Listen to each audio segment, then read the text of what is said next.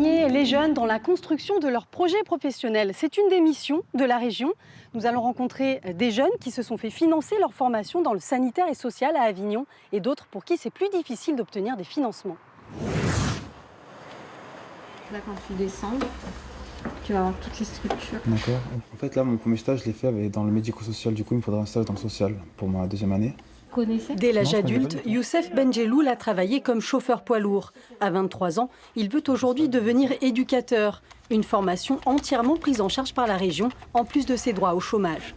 J'ai commencé le monde du travail parce que je voulais travailler, gagner rapidement mon argent.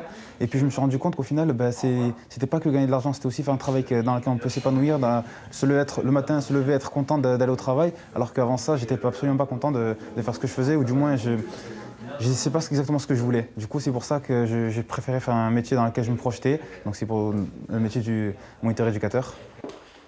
Installez-vous. Merci. Nabil Nasri a arrêté l'école en 3e. Ça va, Nabil, depuis le temps? Merci. Après une série de petits boulots, il a eu un déclic pour le métier d'ambulancier lorsque son grand-père a eu un AVC. J'ai dû apprendre à porter une personne en fauteuil roulant, à le mettre dans une voiture, à le lever de son lit, tout ça, etc. Et du coup, je me suis occupé de toutes ces sorties personnelles. Il a suivi une classe préparatoire au concours et attend les résultats. Je suis assez optimiste parce qu'on a fait une classe préparatoire et ça s'est assez bien passé. Après, voilà, c'est quelque chose qui me tient à cœur, même s'il va falloir recommencer un autre concours, je le ferai, ça, sans problème. Le concours et la formation représentent 5 000 € financés par la région Sud Provence-Alpes-Côte d'Azur. Les filières sanitaires et sociales font partie des priorités. Ces formations correspondent aux besoins des entreprises du territoire. Donc les formations financées dans le cadre de la région, c'est qu'il y a de l'emploi derrière. Par contre, il faut pouvoir y accéder à ces formations. Et ça, c'est le travail, entre autres, des conseillers de la mission locale et du plan d'investissement dans les compétences lancé par l'État depuis 2018. Comme je t'ai expliqué, ça, c'est la fiche de renseignement. Lina Ikrelef est en stage dans une entreprise pendant 6 semaines. Son BTS dans le secteur sanitaire et social à Aix-en-Provence est entièrement financé, tout comme son quotidien. Au niveau de la région, on est à du 300 € par mois. Enfin, tout dépend en fait de l'âge, d'où on vient. Enfin, moi, comme je viens d'Avignon, j'ai un peu plus. Pour d'autres jeunes, trouver les fonds pour se former relève parfois du parcours du combattant. La formation de Marjolaine Morel au métier d'ébéniste coûte 14 000 €. Sans aucune aide, elle a dû solliciter sa famille.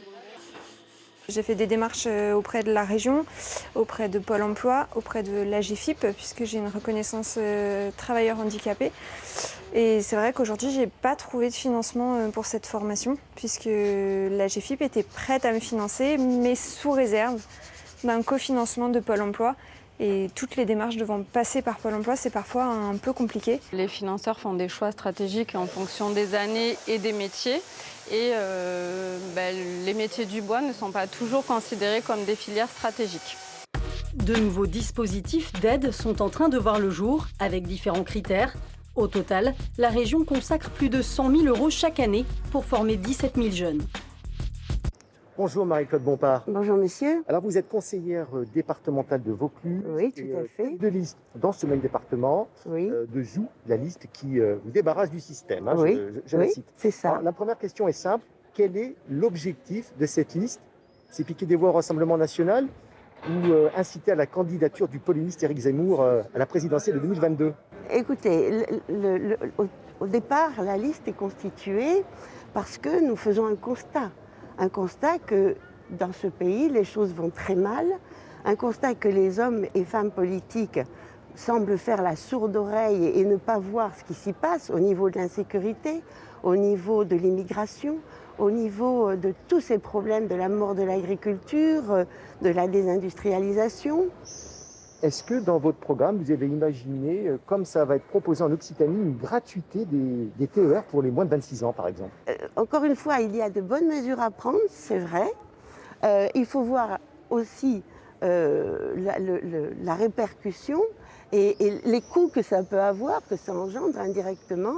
Mais ça pourrait être une bonne chose. Sauf qu'actuellement, là, partout où c'est mis, ça devient un moyen ça devient désordre et dangerosité même. Merci infiniment, madame. Je vous en prie. Bonjour Agnès Piller. Bonjour. Alors, vous menez la liste dans le Vaucluse de Cap Écologie et vous êtes présidente de l'association Génération à venir. Alors justement, avec un budget primitif de plus de 2 milliards d'euros en 2021, quelle est la priorité des priorités pour Cap Écologie? Depuis longtemps, c'est une vision globale, à la fois de la société et de l'humain qui en fait entièrement partie. Donc de tenir compte de notre environnement, de la biodiversité, c'est la primauté.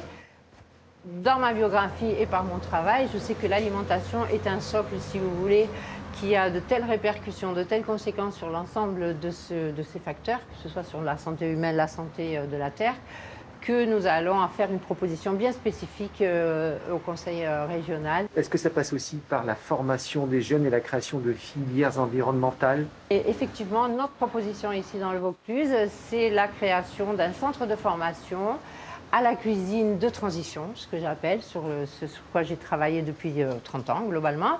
C'est-à-dire comment est-ce qu'on amène particulièrement les professionnels de la restauration collective, tous ceux qui sont en charge de la santé de nos enfants, de nos maisons de retraite, de nos hôpitaux, comment on amène ces professionnels de la pratique culinaire qu'on connaît aujourd'hui, qui est quand même beaucoup industrielle, vers une alimentation de plus en plus naturelle, de plus en plus bio, de plus en plus végétale. Merci Agnès Piller.